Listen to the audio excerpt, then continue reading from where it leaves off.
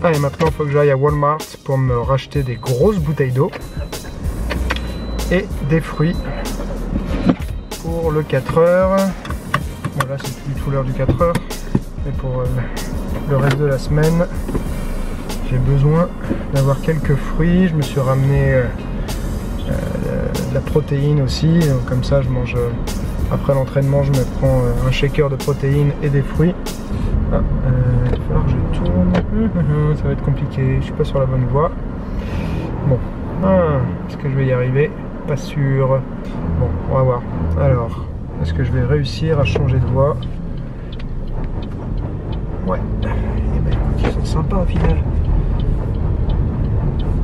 Voilà. Super, ils sont sympas ces Américains. Alors, en avril, en général, c'est pas du tout cette température. Et là, c'est redescendu le premier jour du camp. Ça tombe bien parce que c'est quand même un peu plus agréable pour s'entraîner.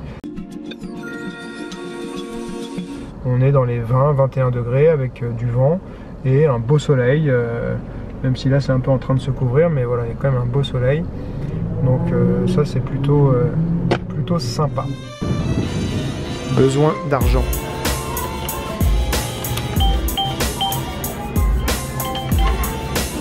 2 € de frais, classique, le cash.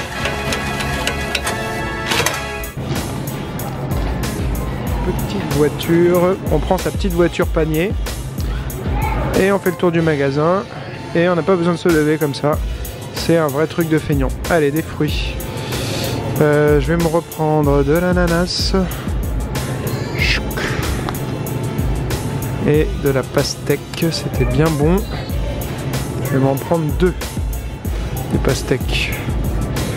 Voilà. Maintenant on va chercher l'eau.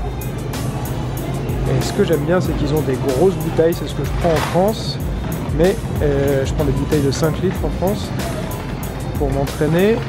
Là, elles sont encore mieux, je trouve. Ça fait pas 5 litres, mais la forme est sympa. Forme sympa.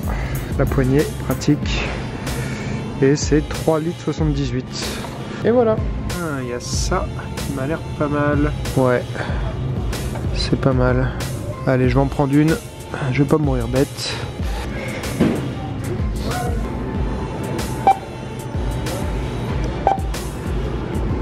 Ok.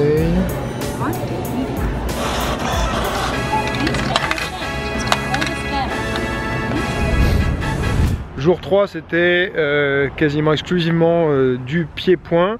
On a commencé la journée avec Greg Nelson et Ben Jones, qui est le capitaine de l'équipe de compétition chez Eric Paulson, qui est un mec bien balèze, bien costaud et qui a l'air d'être super bon. Et c'est lui qui a commencé, il nous a fait travailler sur le low kick dans le mollet.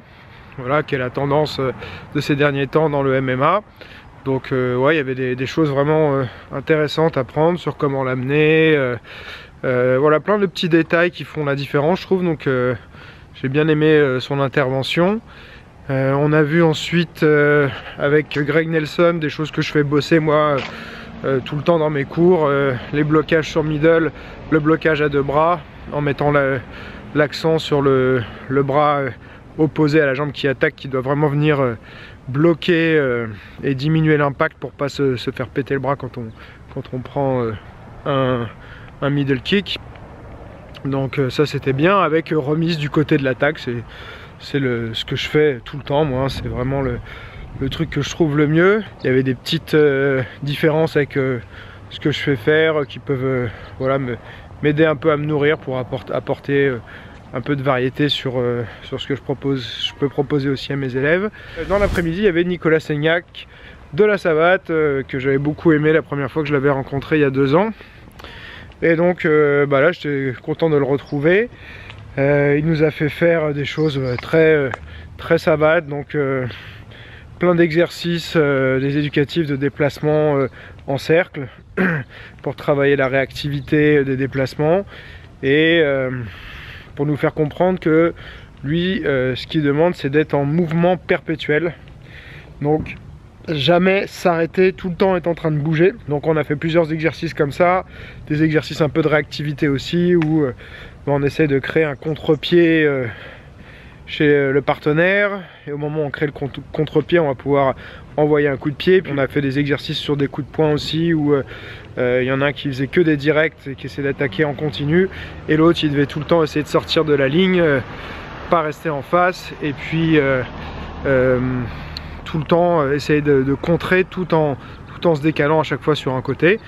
Donc voilà, c'était intéressant, c'était du travail très léger. Ils avaient prévu aussi à la fin, ils appellent ça un taco truck, c'est un mec qui est venu derrière dans le parking du club avec un stand pour faire des tacos. Moi j'ai discuté une bonne heure avec Nicolas Seignac et c'était super sympa. J'ai pas pris de tacos parce que on avait eu très peu de temps, encore une fois, l'organisation c'est pas leur point fort.